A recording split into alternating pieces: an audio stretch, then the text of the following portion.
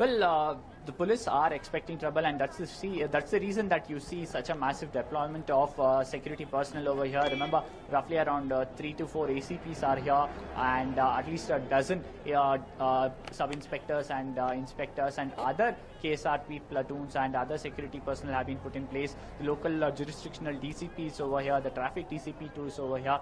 They are making sure that things don't get out of hand. They are anticipating trouble, and in the lead up to the strike on the 9th, they have made sure that they have enough security, and people who are coming to and fro airport do not face a problem. Every time there is a major traffic snarl, they make sure that the toll gates are open and the traffic is eased out, and again they bring things back to normalcy, Nishita. Right, and also, did you get to speak to a few of the protesters there as to what exactly are they, till when do they plan to stage these protests? Of course, we have the government being absolutely unresponsive to their demands in the past 3 days. So till what extent will they go to actually demand this rollback of the tariff hike, Harish?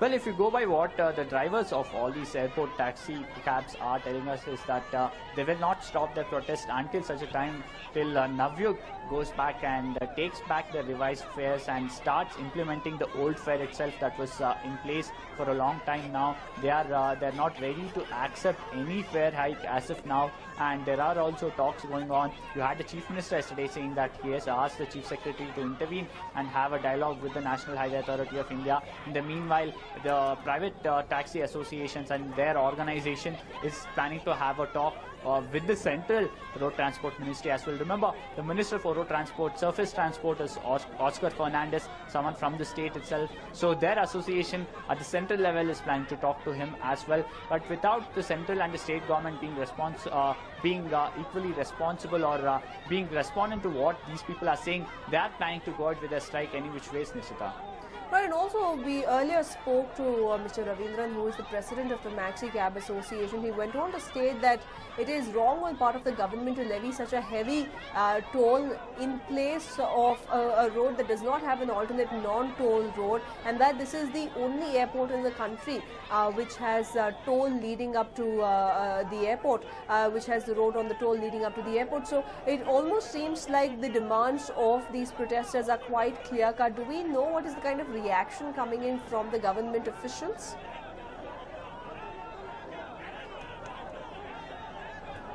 Well, before I come to that bit, Nishita, as you can see, right now there are still altercations happening and the police trying to intervene.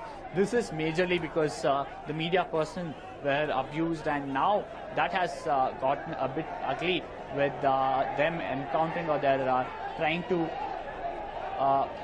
catch hold of this toll plaza workers who abuse the media personnel, and the police are trying to desperately intervene and make sure law and order doesn't get out of hand. Coming back to your earlier question, yes, there are two major issues over here.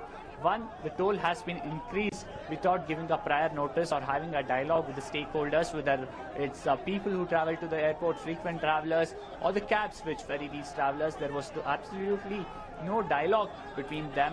There was a NOC given way back in 2011 by the state government that is being held as a reason for this increase in this particular toll. Also, second most important factor in this entire protest is that this particular tollway or this particular expressway doesn't have a service road. What the cab associations and several other drivers are telling is that we don't mind using a service road or a toll-free road, and if we have money or if we feel like we'll use this service road, but the government is duty bound to give a service road every time there is a toll road over here. So that is the argument coming in from various cab associations, Nishita. Right, Harish, stay with us on the line. We'll come back to you for more details regarding the altercation that is taking place right behind you. Absolute chaos being witnessed on the Devanahalli stretch around the toll booth area where people have gathered in large numbers. Earlier, it was a protest that was staged by the BJP as well as the KRV activists, and the police officials intervened, and they have also taken all the protesters, including R. Ashoka as well as Bacche Gowda, the BJP leaders, into preventive detention. And now another altercation seems to have broken out along the Devanahalli stretch, where it is a fight between the media personnel as well as the toll booth officials. It is alleged that the toll booth officials were seen abusing the media personnel, and that's the reason why the situation seems to be getting only worse from bad along the Devanahalli stretch today.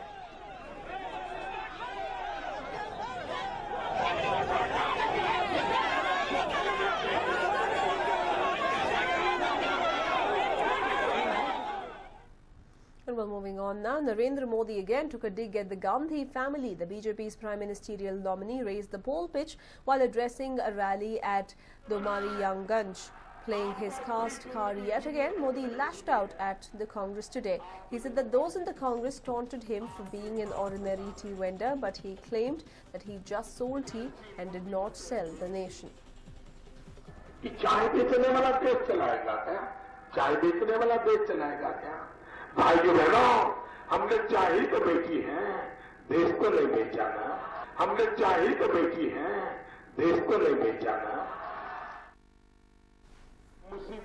Well, that is what Narendra Modi said while addressing a gathering at Domariyanganj in Uttar Pradesh. Just yesterday, he had addressed a rally in Amethi. In fact, earlier in the day, while responding to Priyanka Gandhi's low-level political jibe, Narendra Modi said he is from the backward class, and that is why they think his politics is low-level politics. Modi went on to ask whether being born in a backward caste is a crime. In a sharp retort to Priyanka Gandhi's barb of indulging in low-level politics, Modi today invoked his backward class status to further mount the attack on the Congress's star campaigner. मैं इस बात का तो इनकार नहीं कर सकता हूं कि मैं नीची जाति में पैदा हुआ हूं, लेकिन मेरे भाई बताइए, क्या नीची जाति में पैदा होना ये गुनाह है क्या? आप मुझे बताइए, क्या नीची जाति में पैदा होना गुनाह है क्या? कोई मुझे बताए, मैंने नीची जाति में पैदा होकर के कभी किसी जाति पर नफरत की है क्या? किसी बड़े बुजुर्गों का अपमान किया है क्या? मैं हैरान हूं, मुझ पर इतना बड़ा गंदा आरोप लगा दिया गया। भाइयों बहनों, ये तो इतिहास की सच्चाई है कि मैं नीची जाति में पैदा हुआ हूं, लेकिन मैं देश को भरोसा देता हूं, मेरी राजनीति निम्न स्तर की नहीं है। मैं पैदा हुआ हूं नीची जाति में, लेकिन मेरा सपना है एक भारत श्रेष्ठ भारत। ये मेरा सपना है। और भाइयों बहनों, जो लोग बड़े बड़े महलों में रहते हैं, कोई बात न भूले कि आपकी जो जिंदगी की शान और शौकत है, उसका कारण है कि सदियों से हम नीच जाति लोगों ने पसीना बहाया है। हम नीच जाति के लोगों ने कुछ बनने की आशा के बिना आपकी जिंदगी। Well, that was Narendra Modi hitting out at the Gandhi family, going on to state that he is born from a low caste. He sells tea. He had sold tea in his earlier years, in his younger years, but he did not sell the country. And we're moving on to the big news just coming in. AICC puts brakes on MLA's foreign junket. AICC gives instructions on the matter to the Chief Minister. And G. Parameshwar, who is the KPCC President, AICC asks MLAs to focus on problems of drought in the state. The Assurances Committee was planning to tour Australia and New Zealand. The foreign junket was estimated to cost around 7 lakh rupees per MLA. Let's not forget that this is the third junket that the MLAs were planning to go on. Last year, there were 2 junkets which had invited severe criticism as well. My colleague Verghese joins us with more details on this. Well, Verghese, finally some relief to the common man that his hard-earned money is not going waste. Well, it is the right indication, Nishita. In fact, it was estimated that around rupees 7 lakh would have been spent on this particular tour that the legislators would have been taken, and it was supposed to have begun on May 20th. Now, this has come from the High Command and has been given to the 2 top leaders of the state, especially with the Chief Minister as well as the Congress President in the state.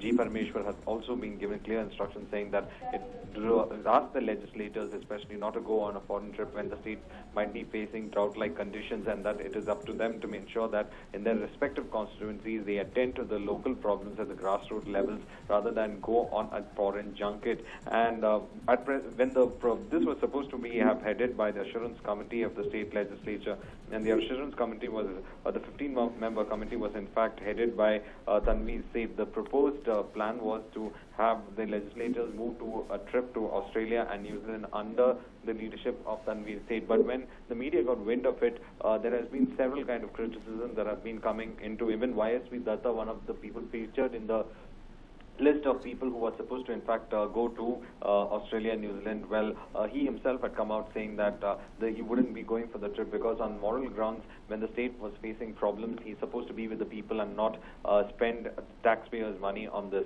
So it's in fact come as a relief to the taxpayer, and also it shows that the top leadership in the party has taken notice of this and that they have immediately reacted to this, Nishita. Right, thank you for joining us with all those details there, Verghese.